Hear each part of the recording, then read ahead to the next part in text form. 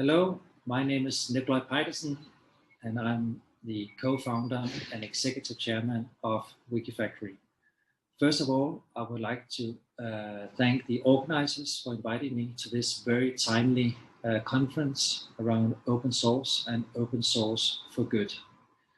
I will present why I believe distributed production is going mainstream. Besides Wikifactory, I'm also the author of the book called The Ethical Economy, which was published some years ago. And this book was looking at the socioeconomic developments, and especially the challenge against the socioeconomic models.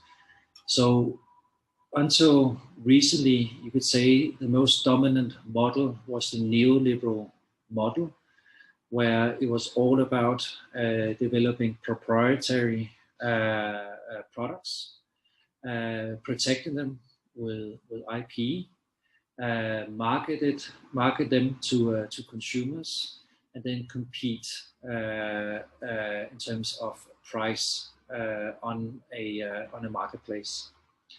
This model is no longer the best model for how the world looks like today. One example is just to show what the consequences, you could say, or the consequence of this changing landscape is. If one looks at the lifespan of Fortune 100 companies, so let's say 70 years ago, the lifespan of a Fortune 100 company would be around 60, 70 years. So that's the time they would be a large company competing and still be in the marketplace. So 70 years ago, it was around 60, 70 years that the lifespan of a Fortune 100 company would be. And today, the lifespan of a Fortune 100 company is around, I think it's 13 or 14 years, which means that the marketplace has become so much more competitive, you could say, but it's more that the world is changing so fast because of globalization and because we are all connected online now. So which means that we need to look at what other models are there that would be a better model than a neoliberal model to understand what's happening in this marketplace. So in the book, we observed a few things. One was that because of globalization, so let's look at production, the production industry. When we look at that industry, one was that globalization has made millions of people very skilled in making almost anything, whether it's a smartphone or it's a car or even a space rocket. There have been millions of workers along the global supply chains that have, over the past decades, learned to make most things. At the same time, of course, because we are now connected on the internet and with more and more online tools available, the recipes of making products is available too. So if you want the recipe to make a smartphone, you can find it online. And because you have the millions of people that have the skills, it's easy to organize them in a team and then build a smartphone. You don't need a corporate entity or do set up an R&D lab in your company to start building things. And it's interesting because Keynes, the famous economist, already 70 years ago, basically had that as a vision. He had this very famous quote saying that it's easier to share a recipe of a cookie than ship the cookie, right?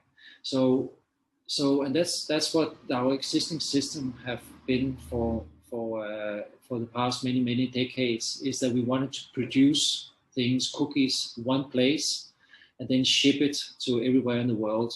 Whereas Keynes already 70 years ago said, no, it's actually easier to share the recipe of the cookie, and then people in various countries can then make the cookie themselves.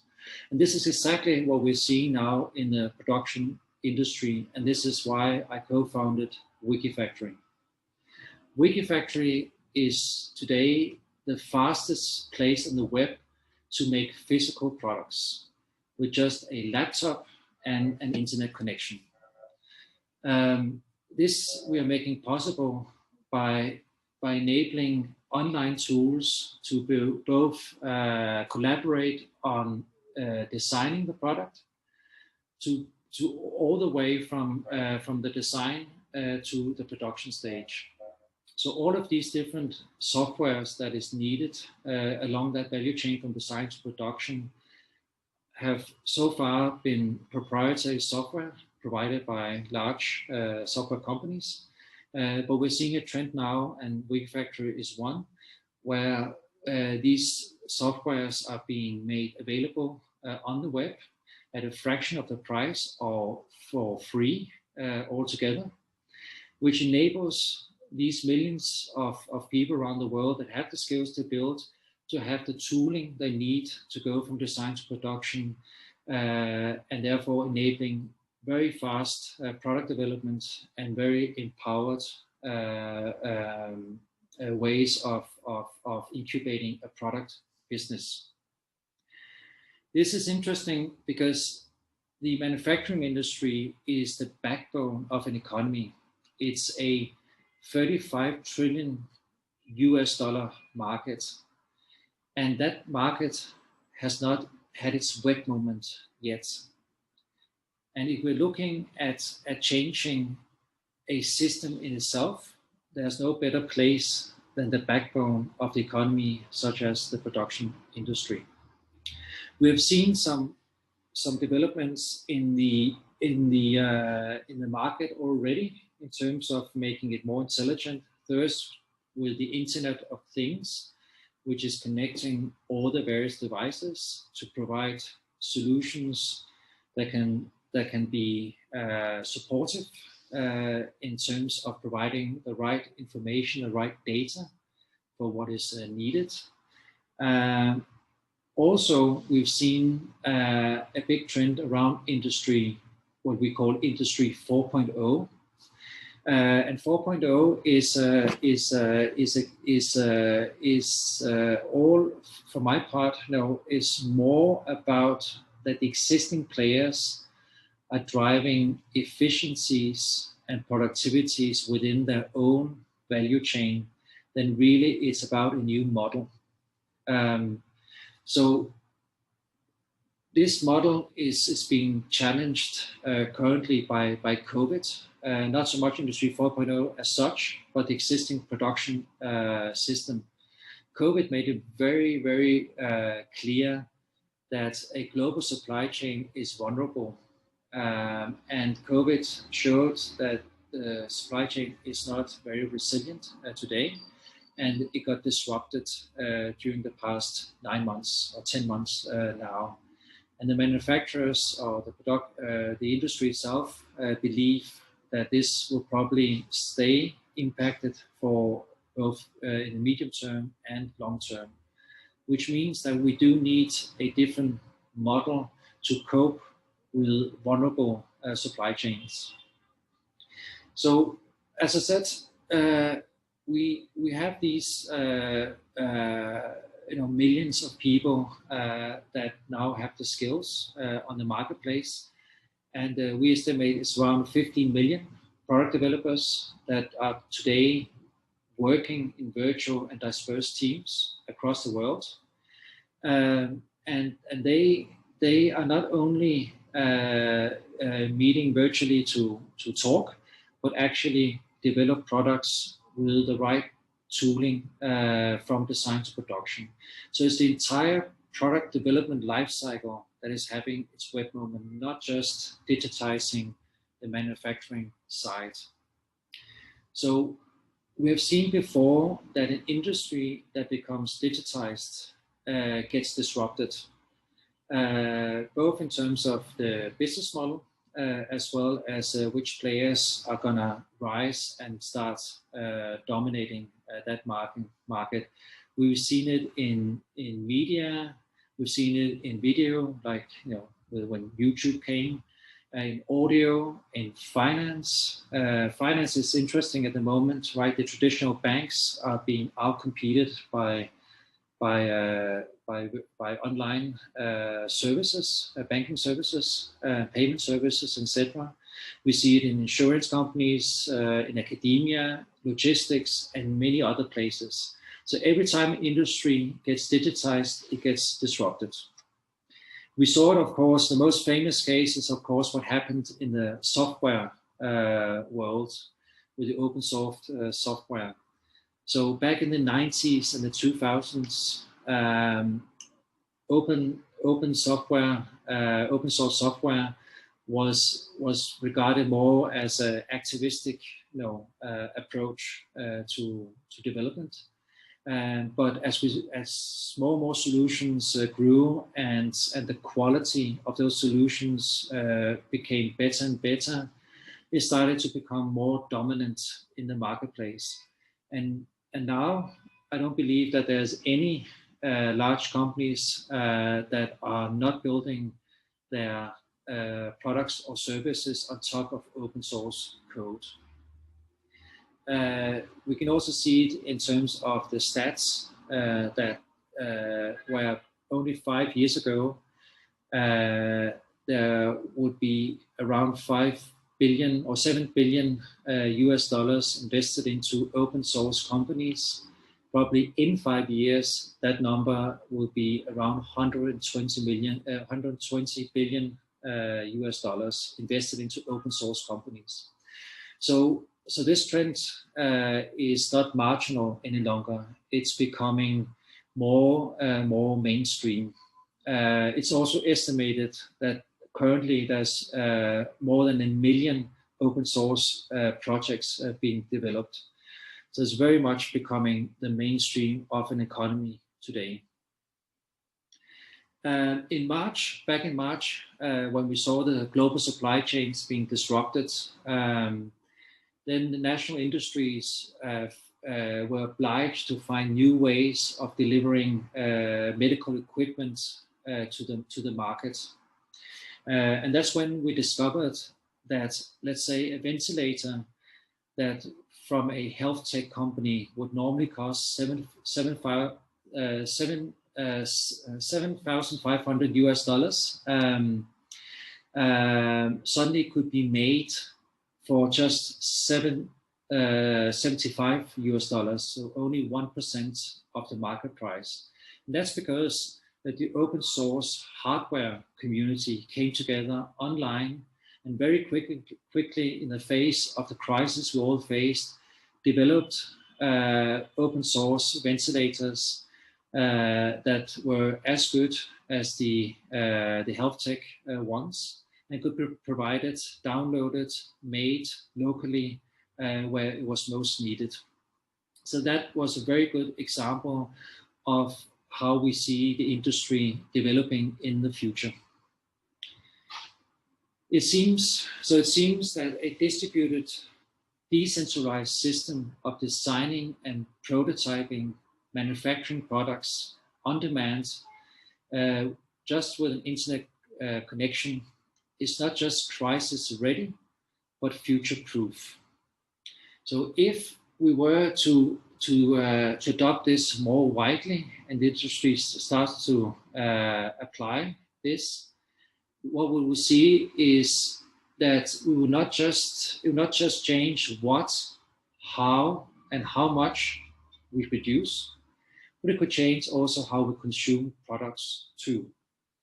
Besides agility and speed to the market, there's the added benefit of producing goods less wastefully, more sustainably, and encouraging circularity.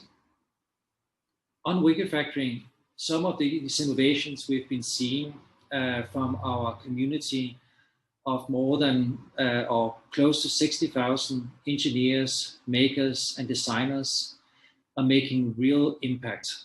Like with the ventilator, what we've also seen is solutions from drones that sow seeds to encourage reforestation, to urban farms that require little water, from prosthetic limbs and robotics for children in need in Asia to electric vehicles at a fraction of the cost. And just a few months ago, we saw a project on Wikifactory to digitally fabricate your own wind farm at the cost of just the materials and nothing else. Our community is spread across 200 countries and is working on more than 3,500 open hardware projects. A lot of these projects, I think 70% of these projects are for good. They are meeting, if not only one, then two of the United Nations Sustainable Development Goals. We ourselves, the Wikifactory platform, is addressing the Sustainable Development Goals 9 and 17.6 by facilitating useful technological and industrial participation worldwide. And this is what I'm really passionate about, is to be able to empower, enable open source hardware entrepreneurs around the world. Often the problem with open source projects, especially in the hardware world, is that they don't have the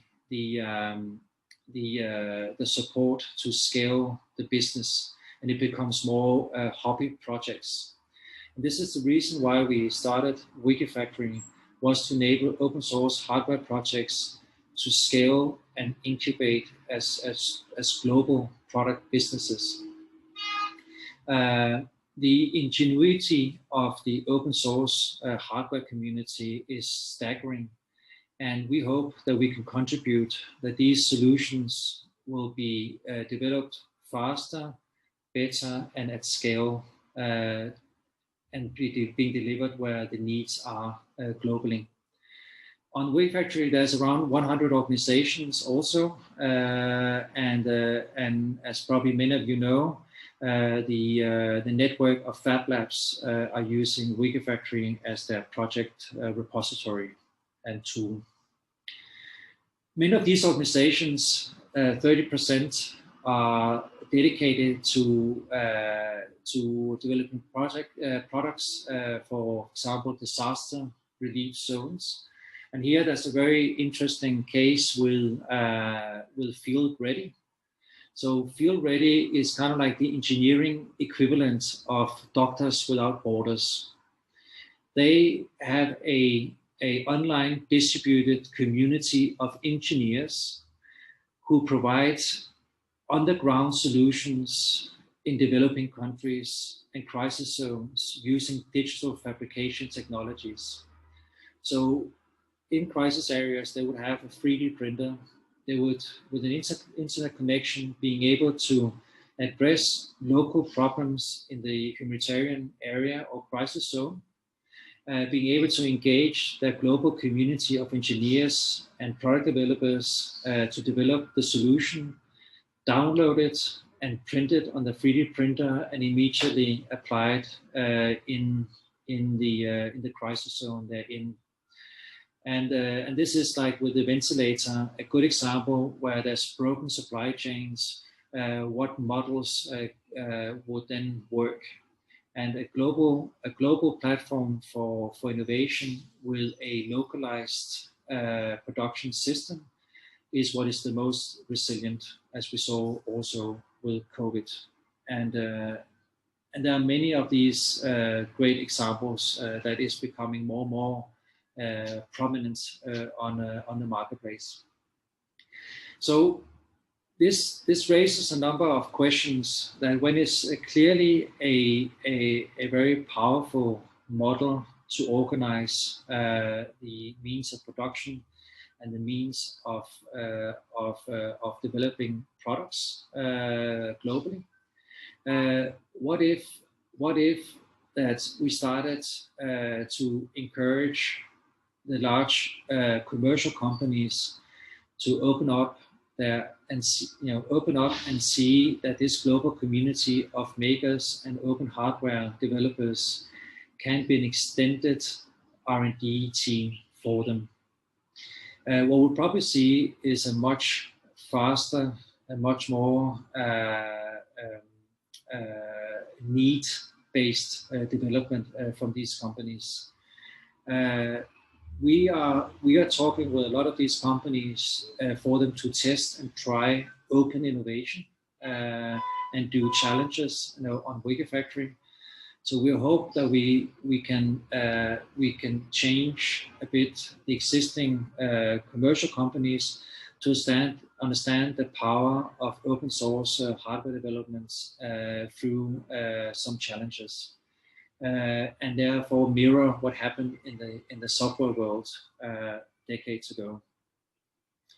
And of course, about the supply chains.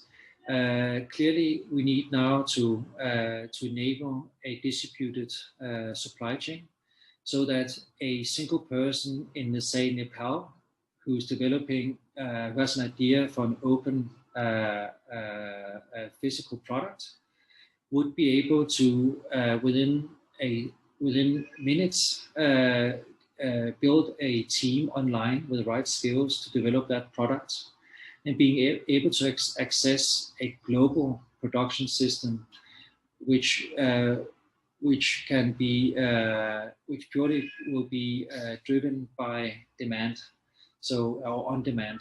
So if someone in Russia or in Argentina find that the product that the guy from a village in Nepal has developed is good, they will be able to access that product file online and find the right digital fabrication technology in their area and get it made.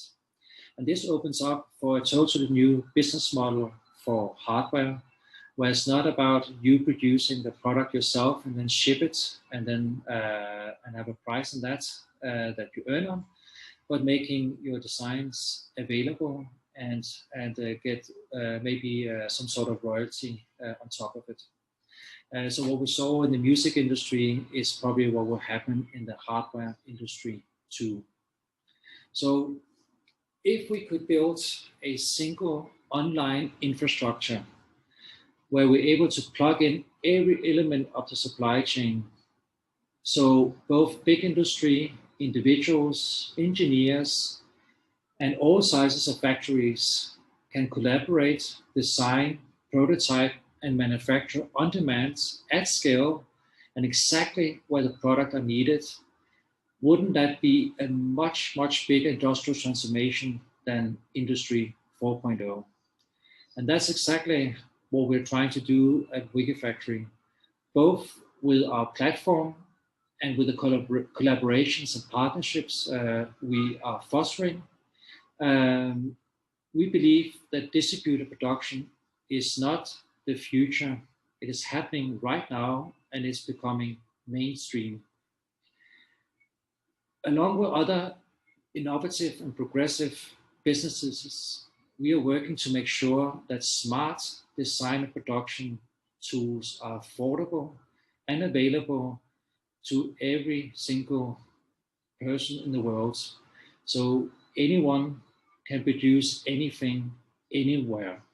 And that's what we're building. We're building the Internet of Production. Thank you.